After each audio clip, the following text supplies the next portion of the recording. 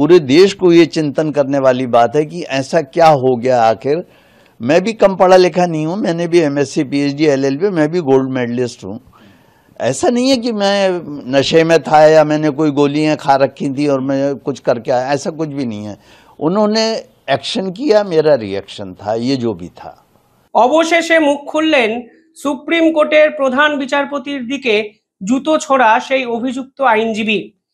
কিন্তু তার কথাবার্তায় দেশ জুড়ে ফের নতুন বিতর্ক কিন্তু ডানা বাঁধল। তিনি পরিষ্কার বললেন, আমি যা করেছি তাতে আমি অনুতপ্ত নই। আপনি আমাকে জেলে ভরুন কিংবা ফাঁসিতে চড়ান, আমি হিন্দু ধর্মের সনাতনের বিপক্ষে যে কথাবার্তাগুলো প্রধান বিচারপতি বলেছেন তার বিপক্ষে শুধু প্রতিবাদ করেছি। আমরা এই ধরনের জিনিস মেনে নিতে পারি না। আজকে তিনি একটি ইন্টারভিউ দিয়েছেন এবং পাশাপাশি কাল থেকে ভারতের বিভিন্ন মাধ্যম এই সুপ্রিম কোর্টের ঘটনায় রীতিমতো যেমন চমকে গেছে, পাশাপাশি রীতিমতো অনেক প্রশ্নচিহ্ন ভারতের বিচার ব্যবস্থাকে কেন্দ্র করে তুলতেও শুরু করে দিয়েছে। আজকে সবকিছুই আজকে এই ভিডিওতে আলোচনা করব। ভিডিওটি শেষ অবধি দেখবেন এবং আপনাদের মন্তব্য ভিডিওর কমেন্টে জানাবেন, তাহলে আমি অন্তত বুঝতে পারবো এই পুরো বিষয়টায় আপনারা কি ভাবছেন। দেখতে থাকুন দ্য ইন্ডিপেন্ডেন্ট নেটওয়ার্ক। যারা এই ভিডিওটি দেখছেন চ্যানেলটিকে পারলে একটু সাবস্ক্রাইব করে পাশে থাকা বেল আইকনটি ক্লিক করে আমাদের পরবর্তী ভিডিওর আপডেট সংগ্রহ করবেন। ইতিহাস থেকে বর্তমান, সময় থেকে সমাজ, দেশ থেকে বিদেশ, ইতিহাস শুধু বইতে নয়, দেখবেন ভিডিওতেও। এই নেটওয়ার্ক এখন অনেক বড়। আপনারা দেখছেন দ্য ইন্ডিপেন্ডেন্ট নেটওয়ার্ক। অভিযুক্ত আইনজীবী রাকেশ কুমার আজকে একটি ইন্টারভিউ দিয়েছেন। তিনি পরিষ্কার বলেছেন, এর আগেও প্রধান বিচারপতি যে ধরনের কথাবার্তাগুলো বলেছেন তাতে পরিষ্কার মনে হয়েছে তিনি হিন্দু ধর্মকে নিয়ে মজা করছেন। আসলে যে মামলা সম্পর্কিত এই ঘটনাটি ঘটেছে সেই মামলার পিটিশনার অর্থাৎ মামলাকারী কিন্তু এই আইনজীবী নন। মামলাটি কিন্তু করা হয়েছিল অন্য এক পিটিশনারের পক্ষ থেকে, যার নাম রাকেশ দালাল। তিনি মামলা করে বলেছিলেন 7 ফুটের একটি রামের মূর্তি, সেটা যেন একটি নির্দিষ্ট জায়গা থেকে উদ্ধার করার জন্য, রিভাইভ করার জন্য নির্দেশ সুপ্রিম কোর্ট দেয় এবং মামলাকারীর মনে হয়েছিল মোগল আমলে এই নির্দিষ্ট মূর্তিটি, ভগবানের বিগ্রহটি কোনো না কোনোভাবে বিকৃত করা হয়েছে। পাল্টা প্রধান বিচারপতির বিপক্ষে অভিযোগ করে আইনজীবী বলেছেন, যখন এই মামলাটি শুনানি তখন প্রধান বিচারপতির বেঞ্চে হচ্ছিল, তখন প্রধান বিচারপতি বলেন যে এই পুরো বিষয়টি এএসআই এর এখতিয়ারভুক্ত। আপনি পিটিশনে লিখেছেন যে আপনি ভগবান বিষ্ণুর ভক্ত, তাই ভগবানকে গিয়ে বলুন যেন এই মূর্তিটিকে উদ্ধার করা সম্ভব হয়, কারণ এটি একটি প্রত্নতাত্ত্বিক বিষয়। এই ধরনের কথাবার্তা তিনি বলেন। একটু মিসকোট হতে পারে, এদিক ওদিক হতে পারে, বাট ওভারঅল তিনি ভগবানের কাছেই প্রার্থনা করে বলতে বলেন যে মূর্তিটি যেন উদ্ধার করা যায়, মামলাকারী যেন সেটি তার আরাধ্য দেবতাকে গিয়ে বলেন। मैं बहुत ज़्यादा आहत हुआ कि 16 सितंबर को चीफ जस्टिस के कोर्ट में एक पीआईएल किसी व्यक्ति ने दाखिल की, तो गवई साहब ने उसका जो है पूरी तरह से पहले तो मजाक उड़ाया। मजाक इन द सेंस कि ये कहा कि भाई आप मूर्ति से प्रार्थना करो, जाके आइडल से कहो कि वो अपना सर खुद रिस्टोर कर ले। जबकि हम देखते हैं कि यही चीफ जस्टिस बहुत सारे धर्मों के खिलाफ, जो दूसरे समुदाय के लोग हैं, आप सब जानते हैं वो लोग कौन हैं, उनके खिलाफ जब कोई केस आता है तो बड़े बड़े स्टेप, जैसे मैं एग्जाम्पल देता हूँ, हल्द्वानी में रेलवे की ज़मीन पर एक विशेष समुदाय का कब्जा है। जब उसको हटाने की कोशिश की गई तो सुप्रीम कोर्ट ने स्टे लगा दिया 3 साल पहले, जो आज तक लगा हुआ है।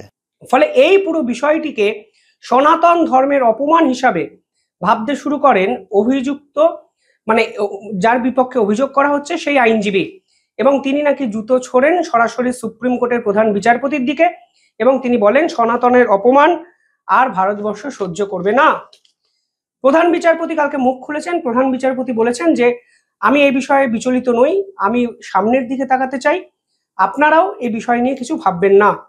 প্রধানমন্ত্রী নরেন্দ্র মোদী স্বয়ং ভারতবর্ষের প্রধান বিচারপতিকে ফোন করেন এবং তিনি স্বীকার করেন পুরো ভারতবাসী আজ ক্ষুব্ধ এবং ক্ষিপ্ত। এই ঘটনা পাশ কাটিয়ে যেন আমরা এগিয়ে যেতে পারি তা প্রধানমন্ত্রীর পক্ষ থেকে একটি টুইটেও বলা হয়েছে।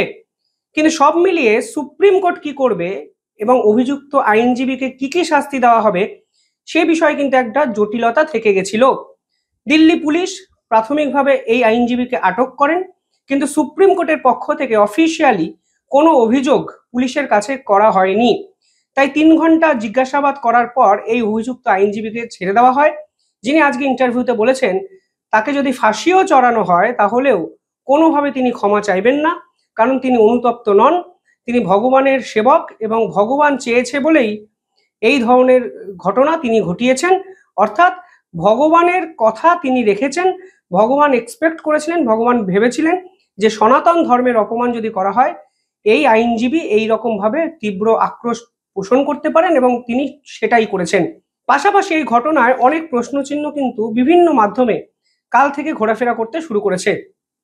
প্রথম যে প্রশ্নটা তা হলো, আমাদের দেশের প্রধান বিচারপতির দিকেই যদি এই রকম জুতো ছোড়া হয় তাহলে সাধারণ মানুষের নিরাপত্তাটা কোথায়? এই ঘটনা প্যারালালি আরো একটা প্রশ্নচিহ্ন কিন্তু তুলে দেয়, সত্যি কি বিচার ব্যবস্থার উপর আস্থা হারাচ্ছে সাধারণ মানুষ? কারণ আজকে এই অভিযুক্ত ব্যক্তি যখন ইন্টারভিউ দিচ্ছিলেন তিনি বলছিলেন যে তিনি অত্যন্ত শিক্ষিত, তিনি গোল্ড মেডেলিস্ট, তা সত্ত্বেও তিনি এই ধরনের কর্মকাণ্ড করেছেন কারণ তিনি বিরক্ত, বিক্ষুব্ধ, তিনি এটা মেনে নিতে পারেননি।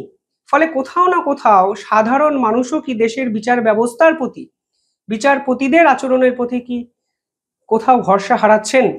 पूरे देश को ये चिंतन करने वाली बात है कि ऐसा क्या हो गया आखिर। मैं भी कम पढ़ा लिखा नहीं हूँ, मैंने भी एमएससी पीएचडी एलएलबी, मैं भी गोल्ड मेडलिस्ट हूँ। ऐसा नहीं है कि मैं नशे में था या मैंने कोई गोलियां खा रखी थी और मैं कुछ करके आया, ऐसा कुछ भी नहीं है। उन्होंने एक्शन किया, मेरा रिएक्शन था, ये जो भी था। तो आप इसके लिए जैसे लेना चाहें लीजिए, आई एम फ्री टू से दिस थिंग कि मैं फियरफुल नहीं हूँ किसी चीज के लिए। আজকে প্রধান বিচারপতির আচরণ নিয়ে পরিষ্কার প্রশ্ন তুলে দিয়েছেন এই আইনজীবী। তিনি বলেছেন নূপুর শর্মার কেস যখন শোনা হয় তখন অন্যরকম রায় হয়, কিন্তু অন্য একটি ধর্মের কেস যদি শোনা হয় তখন সম্পূর্ণভাবে অন্য রকম রায়দান করা হয়। 3 বছর 3 ঘন্টা মানে কত বছর স্থগিত অবধি করে দেওয়া হয়েছিল সুপ্রিম কোর্টের বহু রায়ে ওই নির্দিষ্ট ধর্মাবলম্বীকে সুযোগ সুবিধা দেওয়ার জন্য।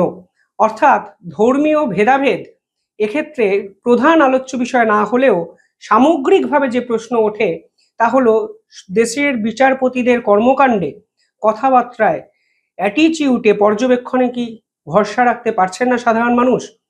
এই প্রশ্ন কিন্তু সকলের আগে ওঠে। ऐसे ही नुपुर शर्मा का जब मामला आया तो कोर्ट ने कह दिया आपने माहौल खराब कर दिया। ये सब तो कहते हैं, रोक लगाते हैं, वो सब करते हैं, बिल्कुल ठीक है। लेकिन जब हमारे सनातन धर्म से रिलेटेड कोई मामला आता है, चाहे वो जल्लीकट्टू हो, चाहे वो दही हांडी की ऊंचाई तय करनी हो, या कोई भी मुद्दा हो छोटा मोटा, तो उसके ऊपर वो जरूर ऐसा कोई ना कोई ऑर्डर पास करते चली आ रही है ये सुप्रीम कोर्ट, जिससे कि मैं बहुत दुखी हूं कि ऐसा इन्हें नहीं करना चाहिए। ठीक है, उस आदमी को रिलीफ नहीं देनी थी, मत दीजिए, मगर मजाक भी मत कीजिए उसका। फिर उससे कहा कि आप जाके मंदिर की उसी मूर्ति के सामने मेडिटेट करें, हम कोई ऑर्डर, अन्याय ये इनजस्टिस ये किया कि उसके रिट पिटीशन को खारिज भी कर दिया। तो इन चीज़ों से लेकर मैं बहुत आहत था। वैसे मैं हिंसा के बहुत ज़्यादा खिलाफ हूँ, मगर ये आप लोग ये भी देखिए कि एक अहिंसक आदमी, सीधा सच्चा आदमी जिसके ऊपर कोई केस आज तक नहीं है, किसी ग्रुप को नहीं बिलोंग करता है, उसको क्यों ये सब करना पड़ा, ये जरूर सोचने वाली बात है। একাধিক কেসে আমরা দেখেছি ইচ্ছাকৃতভাবে কেসগুলোকে ডিলে করা হয়েছে, অনেকে বিচার ব্যবস্থার প্রহসন নিয়ে কথা বলেছেন, কিন্তু এটাও আপনাকে ভাবতে হবে বর্তমানে প্রতিদিন যতগুলো কেস রুজু করা হয় আমাদের দেশের বিচার ব্যবস্থার পরিকাঠামো কি আছে প্রতিদিন এতগুলো কেসকে শোনার? বিচারপতির সংখ্যা কম, যারা ক্লার্ক তাদের সংখ্যা কম, পয়সা অ্যালোট হয় না সে অর্থে, বিভিন্ন মাধ্যমে বিভিন্ন ধরনের কথাবার্তা কিন্তু উঠে আসছে। কিন্তু সব থেকে ইন্টারেস্টিং যে কথা তা হলো প্রধান বিচারপতির সনাতন ধর্মকে আক্রমণ করার কোনো অধিকার নেই, যা আজকে এই অভিযুক্ত আইনজীবী রাকেশ বাবু বলেছেন। আমি আপনাদের থেকে জানতে চাইছি আপনারা এই পুরো ঘটনাটাকে কিভাবে দেখছেন? পুরো ভারত কার্যত দ্বিখণ্ডিত, এই বিতর্ক ভবিষ্যতেও চলবে, এটা বাস্তব। কিন্তু এই ঘটনা যে প্রশ্নচিহ্নগুলো তুলে দিল, এই প্রশ্নচিহ্নের উত্তরগুলো আমাদের কাছে দেবেটা কে, কারা দেবে, দেওয়ার দায় কার? এই প্রশ্ন কিন্তু আমি আপনাদের উদ্দেশ্যে রাখলাম। দেখতে থাকুন দ্য ইন্ডিপেন্ডেন্ট নেটওয়ার্ক। ধন্যবাদ।